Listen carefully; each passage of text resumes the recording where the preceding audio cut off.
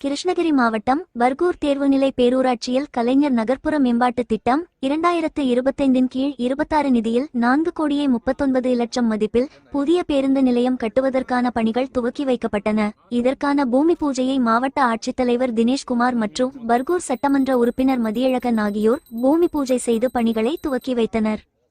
கிருஷ்ணகிரி சென்னை தேசிய நெடுஞ்சாலை பர்கூர் துணை காவல் கண்காணிப்பாளர் அலுவலகம் அருகே அமைக்கப்பட உள்ள இப்புதிய பேருந்து நிலையத்தில் பேருந்து ஓடுதளம், பேருந்து நிறுத்துமிடம், டிக்கெட் முன்பதிவு அறை, கடைகள், தாய்மார்கள் பாலூட்டும் அறை, ஆண்கள் மற்றும் பெண்களுக்கு தனித்தனியாக கழிவறைகள், மேலும் 2 மற்றும் 4 சக்கர வாகனங்கள் நிறுத்துமிடம் உள்ளிட்ட வசதிகள் ஏற்படுத்தப்பட உள்ளன.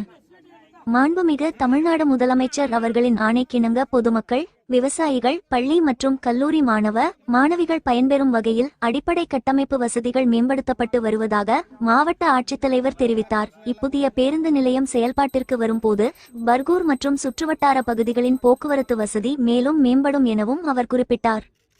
இந்நிகழ்ச்சியில் பர்கூர் பேரூராட்சி தலைவர், துணைத் தலைவர், உள்ளாட்சி பிரதிநிதிகள், துறை சார்ந்த அலுவலர்கள், ஊர் முக்கிய பிரமுகர்கள் மற்றும் பொதுமக்கள் கலந்து கொண்டனர்.